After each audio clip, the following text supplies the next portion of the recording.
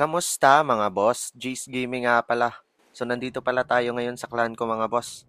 Sa nakikita nyo, perfect na yung war. At naka-defense din kami sa kanila mga boss. Against sa Chapeo di Chavale. Ibang country ata to. So, 75 over 66 yung war namin. At dito, nasira pala namin yung 24 win streak nila. Di ko lang na-screenshot mga boss. So, bibilangin na lang natin. So, 1, 2, 3, 4, 5, 6, 7, 8, 9, 10, 11, 12, 13, 14, 15, 16, 17, 18, 19, 20, 21, 22, 23, 24. So, 24 na win streak yung nabasag namin sa kanila mga boss. So, congrats sa clan namin. Nakadagdag ulit ng isang win streak. So, dito, dahil di ako naka-attack, so, i-flex ko na lang yung mga attacks ng kasama ko para may pang-content. So, una, itong bagong member ko na si OPK OG Grid. So, gumamit siya dito ng Warden Charge Throwers. Mga exotic na meta talaga ginagamit ng mga kasama ko dito mga boss. So, watch muna natin kung ano yung ginawa niya. So, first, nag-Warden Charge muna siya para gumawa ng funnel. At parang dito niya sa top ilalapag yung Dragon Duke niya. Parang naka-rocket backpack ata to mga boss. Nag-giant arrow na nga. At naglapag ng earthquake. So, magra-rocket backpack na ata to. So, rocket backpack! Uy, di nakuha yung CC ng kalaban. Pero maganda yung value na nakuha niya. At dito, namumula na pala yung warden niya. Buti napansin niya agad at nalapagan ng totem pan-distract. Naglapag na rin siya dito ng mga throwers niya. So pwede nang magkapitong si Boss Grid. Since pag throwers attack ka, need mo lang tutukan yung mga throwers mo. Sobrang OP kasi niyan. Lalo na pag naka life gem sa Warden. So dito, sa nakikita nyo, wala pa masyadong damage na re-receive. Since natanggal na agad yung Rage Tower sa gitna. Kaya relax na yung mga troops niya. At dito, nag-overgrowth na rin siya sa speeder compartment para yung throwers niya ay pupunta na lang sa town hall. At dito, nilapag niya na rin yung Barbarian King niya na naka-stick horse ata to at giant gauntlet. Maghahasik yan ng lagim dyan mamaya sa town hall compartment. So, isang Tesla na lang. Parang mag-ability na siya ng King. Yun! Ang laki ng King niya. Sa sobrang laki ng king niya, parang abot pa ata niya yung impi ng kalaban. Yan ata yung pinakamagandang skin ni Barbarian King mga boss. Sobrang laki, maganda din yung effects. Sayang di ko nabili yan last time. Baka naman, Boss Grid, para di ka naman makick sa clan ko. Ay, di joke lang. So, yun nga, restart na yung attack na to. Sobrang dami pa ng throwers na natira sa attack ni Boss Grid. Buhay pa rin yung Dragon Duke niya. So, congrats agad kay Boss Grid. 3 stars yung attack niya sa number 1 ng kalaban. So, move tayo sa pangalawang attacks ng kakampi ko. At ito naman ay si Kofi. So, exotic din to mga boss. Kaya tara, watch natin yung attacks niya. So, dito, gumamit siya ng Warden Charge na Super Archers. So, literal na exotic din tong attack niya mga boss. Hinaluan niya pa ng Rocket Backpack at Giant Arrow combo. So, una, naglapag muna siya dito ng Warden niya para gumawa ng funnel. At sinamahan niya to ng 3 furnace. So, feeling ko, dito siya sa may likod ng speeder dadaan mamaya face sa pag-funnel niya ng Warden. At yun na nga, may Giant Arrow na at Rocket Backpack! Yun. Ang ganda ng value ng Rocket Backpack at Giant Arrow combo niya. Nakuha niya yung CC ng kalaban. So, wala nang threat dyan mamaya na back up. So, parang dito ata siya sa baba maglalapag ng Super Archers niya since nandun ang mga heroes. Yun nga. Nilapag niya na dito yung Super Archers. So, diretso na lang lahat yan mamaya sa may Town Hall compartment.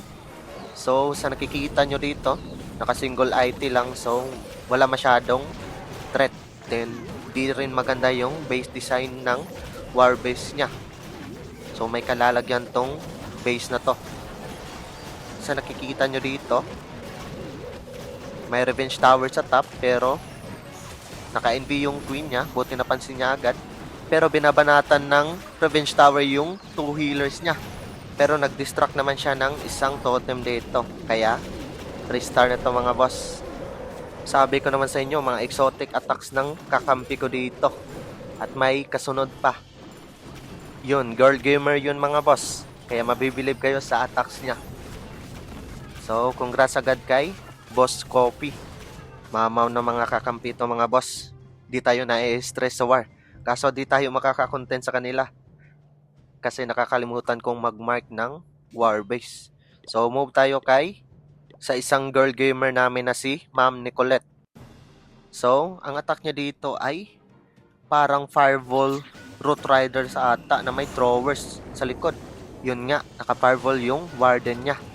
So, una, naglapag siya dito ng warden sa may 6 o'clock at sinamahan niya ng furnace para mapabilis yung funneling niya.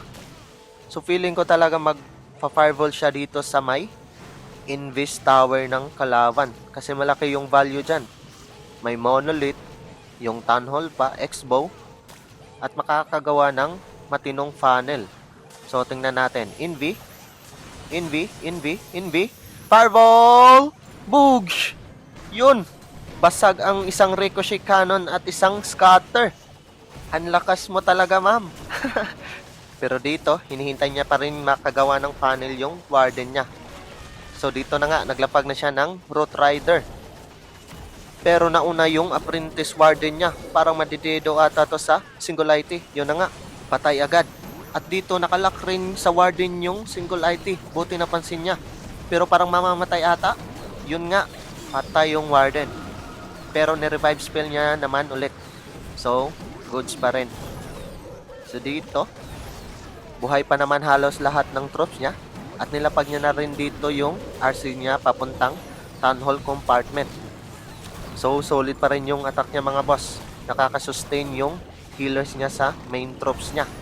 At ang Barbarian King at Queen niya ay nasa labas naman para gumawa ng funnel.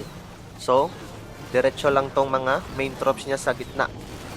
Sa nakikita nyo dito, na-activate na yung RC niya. Pero naka-Hag Rider Puppet, so di namatay yung RC. At marami pa siyang troops dito mga boss. May King ability pa rin. So parang gagamitin niya ata. Yun nga. At gumawa ng butas. So, ilang buildings na lang at mati 3 stars na to mga boss. Mamaw ng attacks ni Ma'am Nicolette kahit na epic fail yung fireball niya. Solid. Nice attack, ma'am. So, may bonus tayong attacks na ipapakita ngayon. At dito yan sa number 24 at number 25. So, inattack ito ni Rider 150. Sa nakikita nyo dito mga boss, solid yung base ng kalaban. Mahirap i 3-star, kaya nag-fireball agad siya. At di na nakapalag yung CC. At sinundan ng rocket backpack. At nag-RC charge ulit. Naka-rage pa. Nag-invi. At nilapag niya yung main troops na Electro Dragons. Mamaw, may giant arrow pang binitawan. Sabi ko naman sa inyo, mga exotic yung players ko dito sa clan ko. Pati mga baba, di man lang pinatawad. Kahit man lang nag-barchers na lang, ginamitan pa rin ng i-dragons. Solid. Kaya congrats kay Boss Rider 150. Magaling ka talaga, ilang wars ka nang di uma-attack, buti umatak ka ngayon. Kung hindi, kick talaga kita. So, move tayo sa second attack niya mga boss. At same army pa rin na naka-fireball, rocket backpack na may flame blower, at nilapag niya agad dito yung dragon duke niya. So, maganda yung value, nakuha pa yung Archer Queen, so wala nang threat yung base na to sa RC charge niya. So, dito, hinihintay niya lang makakuha ng magandang value yung RC charge na para gumawa ng funnel.